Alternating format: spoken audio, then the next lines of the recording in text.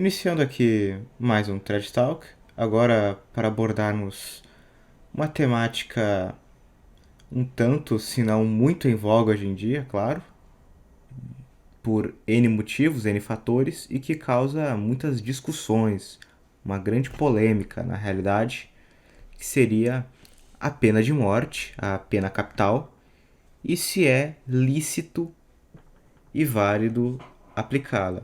Então, estou aqui com o Johannen Petrus, o Johannen que, caso queira e convenha, pode se apresentar agora, por favor. Salve Maria a todos que estão escutando esse podcast, esse threadcast. Um tema tanto quanto muito polêmico e também muito caro para o ensinamento moral constante da igreja. Eu pretendo abordar aqui, primeiramente, argumentos básicos e principais que são de oposição à pena capital, à pena de morte, e em seguida refutá-los por meio da doutrina católica. Entendido. Então, cabe aqui, né, iniciarmos, acho eu, com as objeções que eles falam contra a pena capital. Então, para, como você bem disse, posteriormente refutá-las. Pode então prosseguir, por favor. Perfeito. Então, contextualizando um pouco a importância disso, percebo nos meios católicos uma certa repulsa em sequer falar desse tema. Isso por diversos fatores, mas o principal é a recente carta da Congregação para a Doutrina da Fé e a alteração do catecismo que diz que a pena de morte é intrinsecamente inadmissível. O que ocorre é que a Igreja Católica sempre defendeu o contrário. Então, estou aqui justamente para provar isso e jogar um pouco de luz acerca desse tema. Que Se eu posso, e permite me intrometer aqui um minuto, só gostaria de falar, né, sobre um evento que ocorreu agora, como você disse, né, com o próprio isso, Papa Francisco, que causou há um ano, dois, nem me lembro agora, um grande imbróglio no meio católico, onde um lado comemorou, não é, e o outro isso, lado isso, só, como nós, acha isso inconcebível, inadmissível ou ao sim, menos imprudente, já que o que ocorre, que as pessoas já têm que discernir desde o início, é que a infalibilidade papal ela não se mescla com a mera doxa, a mera opinião do Papa. Caso ele faça uma afirmação errônea, essa afirmação ela estará errada. Nem mesmo que a afirmação esteja errada, ela pode até estar correta, mas a não ser que ele proclame infalivelmente, seja no magistério ordinário ou extraordinário, não é algo obrigatório de assentimento, ou seja, não devemos ou somos obrigados a seguir, não é? sim, Cabe sim. aqui apenas provar o porquê está errada nessa questão aí, mas, não é? Mesmo se estivesse certo, já deixar claro que doxa e dogma é outra coisa, muito mais além. Pode Perfeito. prosseguir então, por favor. Só gostaria de já fazer esse discernimento, não é? Para que os carismáticos, tradismáticos e outras pessoas que não consta aqui mencionar ataquem a sua suposta correção ao próprio Papa. Compreendo. Sim, por conta de ser uma posição de visibilidade no mundo todo, isso acaba por ser um tema muito nublado por conta disso, por conta desse tipo de opinião. Mas vejamos então quais os argumentos usados pela própria congregação a esse respeito. Primeiramente, já falei, é dito que a pena de morte seria intrinsecamente imoral, ilícita, antiética. Isso em todos os tempos. Contudo, vamos começar a refutá-lo aqui.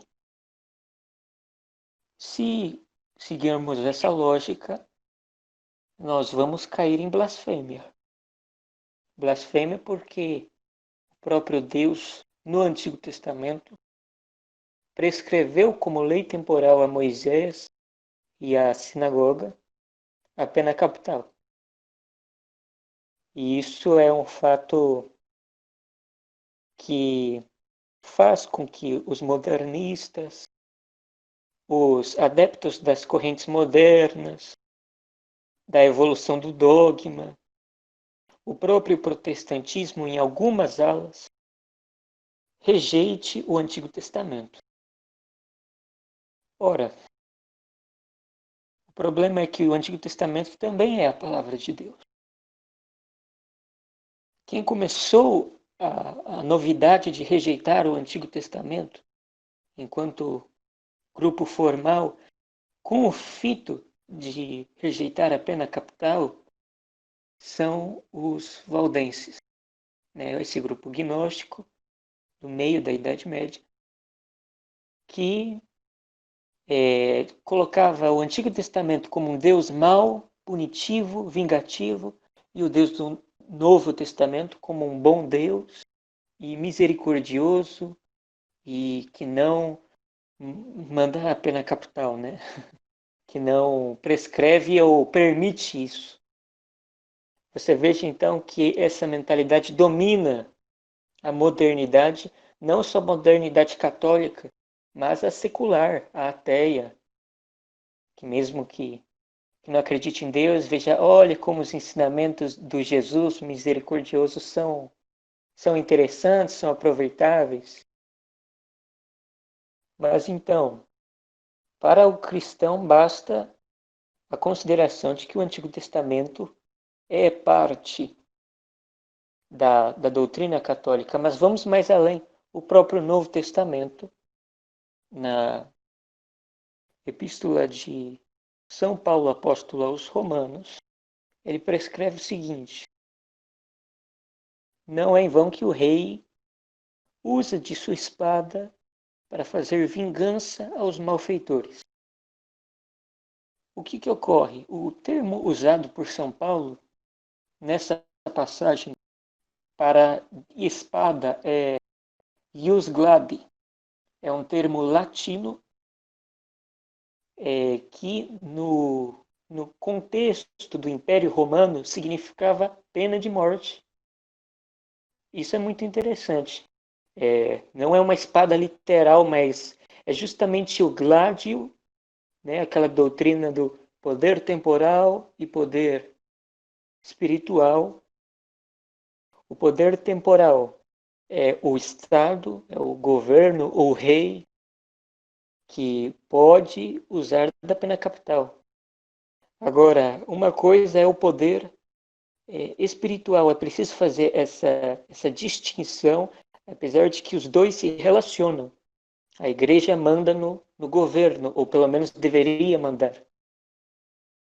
Exatamente por isso há essa confusão. A igreja, no seu Código de Direito Canônico, por exemplo, nas suas leis eclesiásticas, não prescreve nenhuma pena capital. Isso justamente porque, como ensinam os santos padres, a igreja é um berçário, digamos assim, que você cuida dos bebês, você cuida dos que estão doentes, é justamente para a única e exclusiva função de crescimento na fé e na caridade cristã. Ora, então a pena capital aí não faz sentido na dimensão espiritual, que a igreja justamente quer a salvação. Então, quando ela prescreve ao Estado, olha, pode fazer uso da espada, da fogueira, como sempre foi na sua história, a Santa Inquisição, como foi por todas as monarquias tradicionais. Se esse é o caso, então ela tem a intenção de que o Estado, por suas vias temporais, para preservar o bem comum e para o bem próprio, né, da pessoa, ela pare de pecar, ela assuma a dor da pena capital como uma penitência e assim possa até mesmo expiar os seus pecados. Agindo como o fogo do purgatório, né? Um fogo do amor. Exatamente. A gente pode fazer uma analogia do fogo do purgatório, o próprio fogo da fogueira da Santa Igreja, então tem essa associação. Até porque outro motivo que ela usou a fogueira, ou melhor, prescreveu ao Estado, como já expliquei, é para realmente queimar o corpo. Por quê? Está no catecismo, por exemplo, de São Pio X, que o herege é privado da sepultura cristã.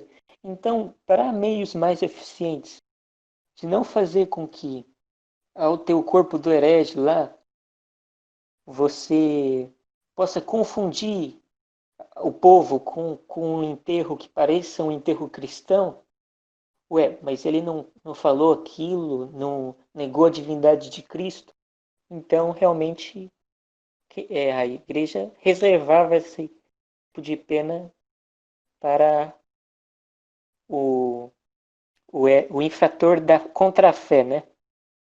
Porque vamos ver aqui que agora é o segundo argumento contra a pena capital, a dignidade humana. O problema é que esse tipo de mentalidade já preparada, já semeada pelo Vaticano II, começou a abundar depois que Paulo VI fez aquela letra Dignitatis Personae Humanae. O que ocorre? Aquilo lá afirma que a pessoa humana tem uma dignidade intrínseca e inviolável. Olha, Paulo VI não chegou a falar que a pena capital era intrinsecamente má. Mesmo João Paulo II também não. Ele falava que na prática é difícil de praticar, nós vamos ver isso também.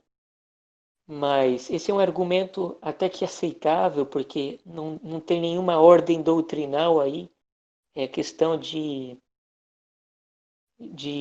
prática mesmo.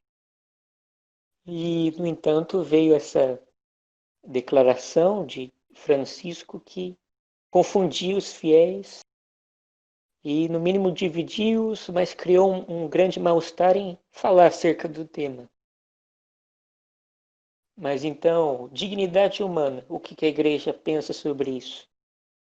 É preciso entender que a igreja nunca ensinou, pelo Santo Magistério infalível, pelas Sagradas Escrituras, que o homem, por si, possui uma dignidade intrínseca, mesmo de filho de Deus. O que ocorre é que ele foi criado com uma natureza imutável, essa sim pode ser dizer alienável, que tem um corpo e uma alma essa que tem um intelecto e uma vontade. Intelecto esse que foi feito para aderir à verdade e vontade essa que foi feita para aderir ao bem. Uma vez essas potências coerentemente satisfeitas, aí sim a pessoa se torna uma pessoa que tem a graça de Deus ali. Então é aí que ela ganha uma dignidade inerente. Mas agora a dignidade humana pode se perder. Basta escolher a mentira aqui falando de âmbito grave, por exemplo, a heresia, um erro da inteligência, como ensina o catecismo, ou então com a vontade de querer o mal, querer assassinar alguém, querer abortar, por exemplo, é, um, é uma consideração, a perda da dignidade. Isso é fundamental de se entender. Alguma consideração? Não, exatamente isso, né? É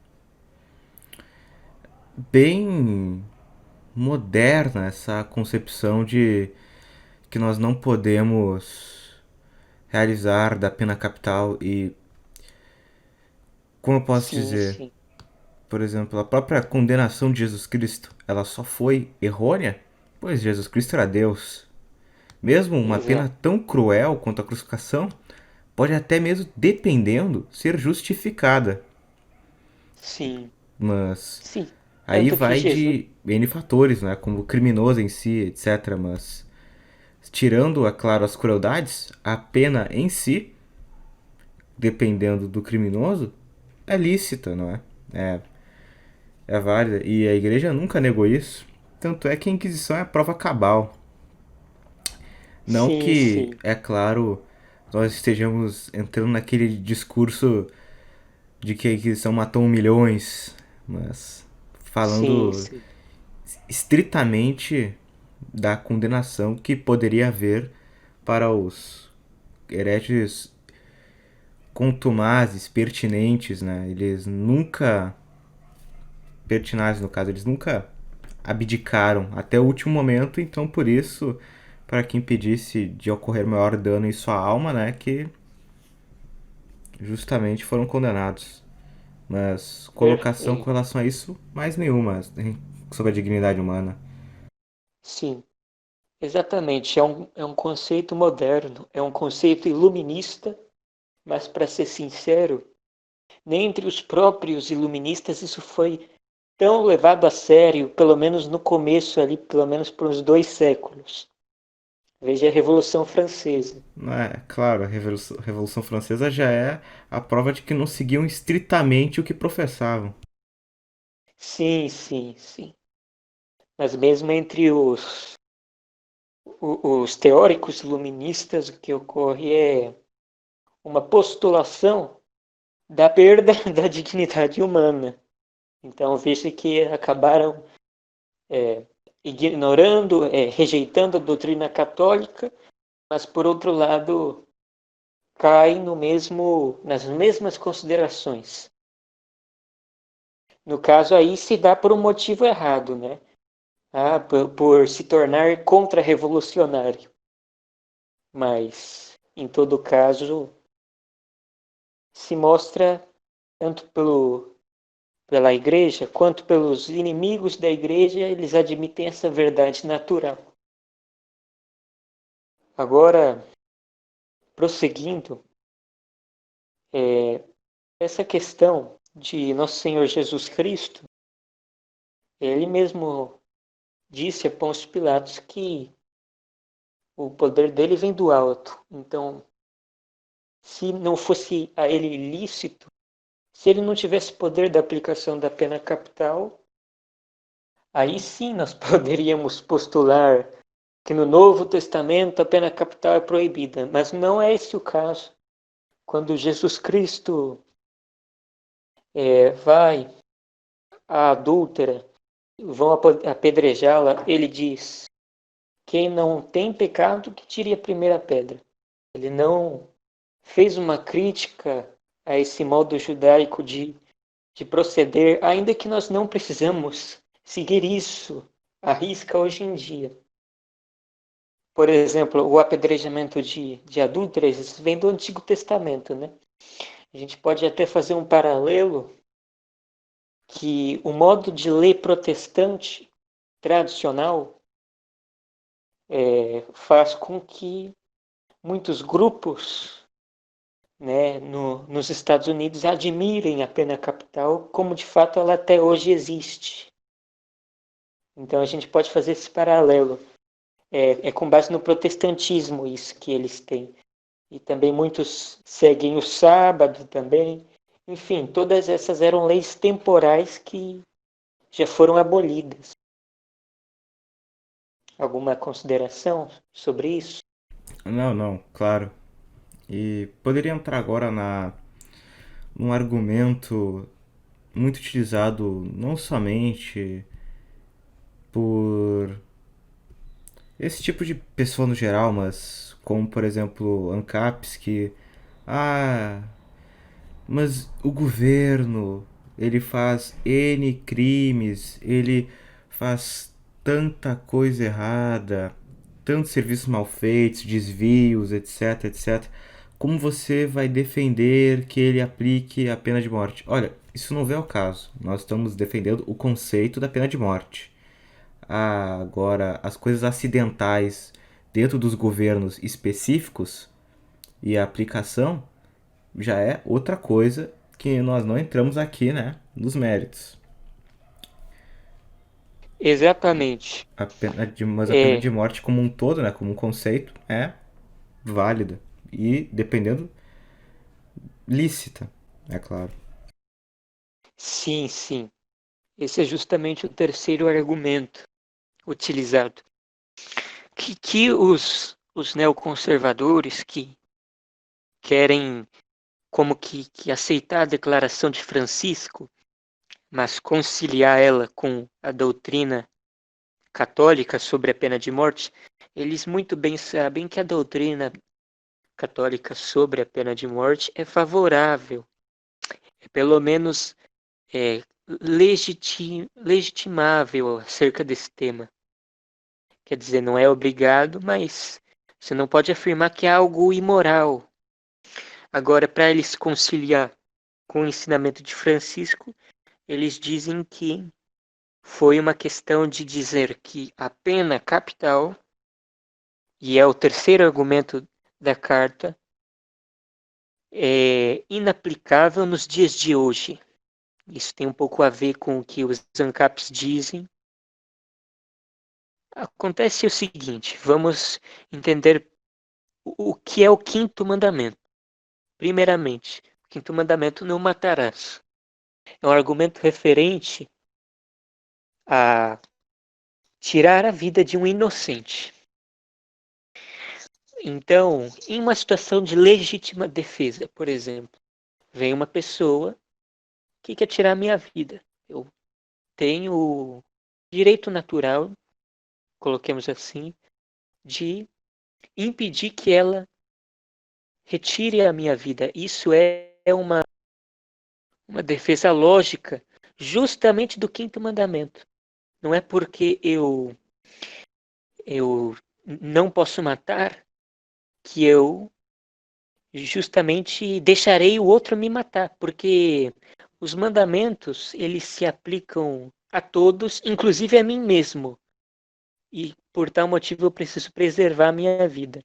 Então, a legítima defesa tem um paralelo muito importante com a pena capital, porque da mesma forma que estou eu para a legítima defesa, está a sociedade que é comandada pelo rei para com a pena capital. Existe um membro ali do corpo social que está fazendo um prejuízo severo, então é totalmente legítimo, apesar de não ser obrigatório. Pode-se pensar em outro tipo de pena. E aí entra aquele argumento do como é que fala? De reformar a vida do criminoso, de ser uma pena reabilitativa. Lembrei do termo. O que ocorre é o seguinte: o próprio Deus tem uma pena que não é reabilitativa exclusivamente, se chama inferno. Lá o condenado vai sofrer as piores penas e sem reabilitação, digamos assim. É justamente uma questão vingativa. Então a gente não pode, né, acusar o próprio Deus, pois então esse argumento de que precisa ser reabilitativa não é assim tão prioritário. Se bem que é bom que possa ser reabilitativa. Mas então vamos lá. A vingativa exclusivamente também não é injusta, né? Justiça, dar aos outros justamente o que lhe é devido. Então, o Estado tem esse gládio, essa espada, que é uma designação divina, de modo indireto, não é como a da igreja, que faz com que, se uma pessoa, um rei, um monarca, comece a abusar desse poder, de modo a prejudicar a sociedade, prejudicar o bem comum, Santo Tomás de Aquino explica que se torna uma tirania. Deixa de ser um governo, um Estado, e se torna uma tirania. Inclusive, Santo Tomás de Aquino, o doutor Angélico, defende o tiranicídio como algo benéfico. Então, quer dizer, está prejudicando o bem comum, está aplicando a pena capital a inocentes e outros abusos. Então é lícito, olha só, a gente acaba caindo numa outra pena capital, numa pena capital ao tirano, que era outrora rei ou não, isso não importa. Mas a consideração moral acerca dessa ação, que é importante que fique claro, é totalmente lícita. Tanto é que, se não foi o próprio São Tomás, a escola de Salamanca, não é, baseada em tomistas depois, Uhum, defendem a ideia de que um usurpador, não é? Vamos dizer, o rei, ele tá lá e ele se tornou um tirano, não é? Então vai uhum. um irmão, um sobrinho e usurpa. Que, sim, após isso e após os anos do governo do usurpador ter se consolidado, ele acaba se legitimando com o tempo. Então, Sim, sim, isso é totalmente de acordo com a lei natural, os 10 mandamentos, e também com a doutrina católica. A gente vê isso, por exemplo, é um caso específico, não entrarei nas querelas, mas é um caso que aconteceu, né? Na Espanha, houve a subida ao trono de Isabel como a rainha e a comandante daquela, daquele império, só que ela começou ao se usar disso, ela foi meio que um fantoche dos liberais, da maçonaria da época, para a destruição dos valores e da sociedade católica. Eles que moravam nos foros, né, em ambientes rurais, totalmente roots, obrigados a sair de suas moradias para ir para cidades degeneradas. Pois então, aí a igreja, no caso, vou dizer indiretamente, né, por meio de clérigos, bispos e apoiaram os carlistas, né, que é Dom Carlos de Borbão, que inclusive nasceu depois de Isabel, só para ficar claro aí. Essa questão é interessante. E no caso, veja que o Estado é uma condição natural.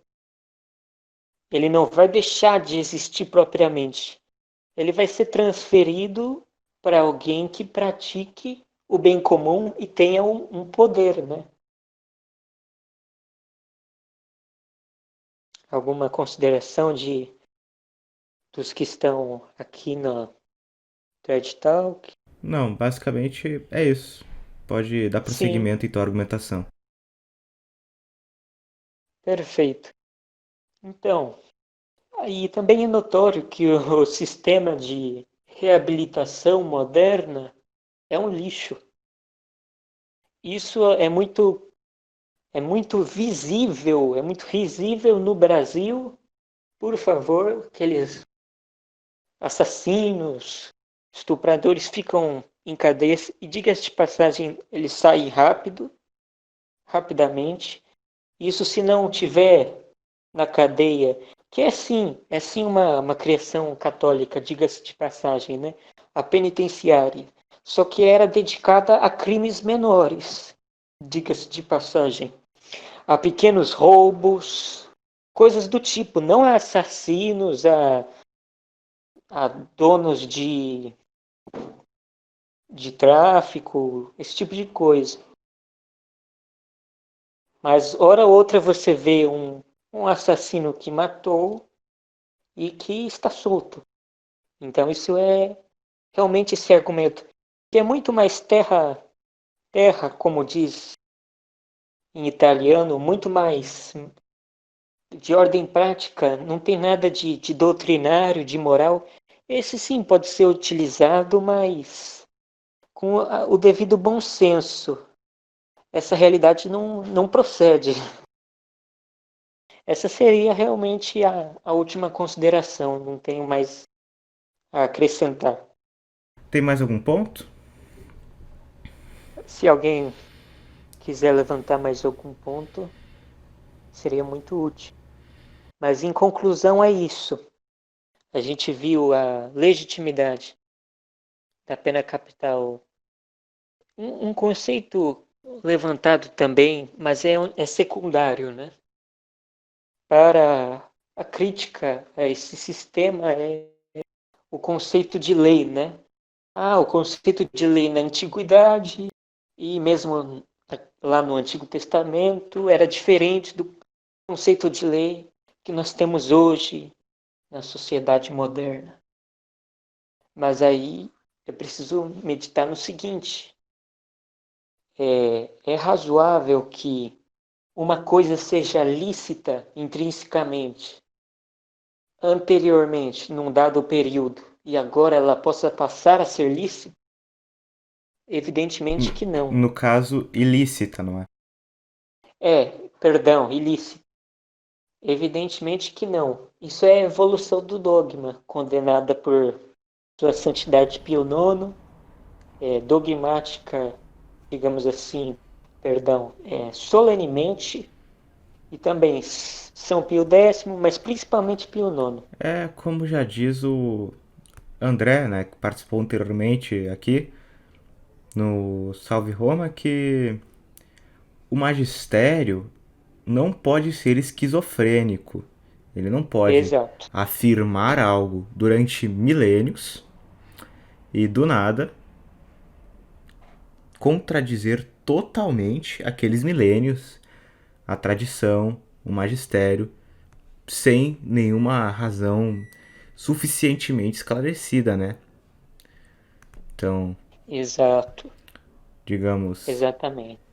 o apelo emocional, todo esse tipo de coisa, totalmente inválido perante o magistério. Sim, sim, de fato. Outra consideração interessante acerca dos dois glátios, né? O poder temporal e espiritual. É dito que o poder espiritual, a igreja, dentro de si, uma sociedade perfeita, não prescreve a pena capital no seu código de direito, etc. Tanto é verdade que uma pessoa que derrama sangue, mesmo legitimamente, ou seja, a igreja não diz que isso é pecado, não obriga a pessoa que defendeu a sua vida a se confessar. Isso é um absurdo. Agora, mas mesmo que ela tenha feito isso em legítima defesa, ela não pode vir a ser um padre, de acordo com o Código de Direito Canônico. Isso é interessante, só para deixar claro aí essa distinção necessária, né? Que é a confusão do cesaropapismo. Tem gente que encara o Estado católico como uma fusão, ou usurpação do Estado por uma usurpação por parte do Estado da Igreja, ou uma mistura que acaba por descaracterizar os dois, fazer uma nova coisa. Não é isso. A igreja continua sendo a igreja e o Estado o Estado. A diferença é que no Estado católico a igreja manda, ela está acima do Estado. Claro, como a Unam Sanctam de forma precisa já declarou. Exatamente. Inclusive o sumo pontífice ele tem um poder indireto sobre todos os governantes E, legítimos, né? e também, não é, para encerrar de vez essa questão dos papas, mas quando proclamado infalivelmente, como a Unam Sanctam, como as própria, por exemplo, dogmatização da teologia atomista que é favorável à pena capital, etc. Isso, O que acontece é isso. que quando o sumo pontífice, no caso Bonifácio VIII, São Pio X e Pio IX também, etc., fazem esse tipo de coisa, eles subentende-se, não é? Quando dogmatiza, que eles submetem todos os seus sucessores, ou seja, todos os próximos sumos pontífices, a coadunarem com as suas teses já proclamadas, as suas verdades, seus dogmas, suas bulas, não é? Então, Sim, sim. caso Sim, não o façam, né? sim. Ahn, vamos pegar o caso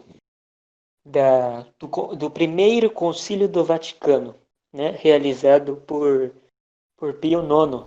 Sim, o Vaticano Houve I. ali isso. Houve ali uma clara exaltação da doutrina tomista de tal forma que nenhum teólogo a partir dali nega que a teologia de Santo Tomás é a teologia da Igreja Universal, de forma que passou ali a ser realmente o doutor comum, como doctor comunis, né? O doutor universal da Igreja.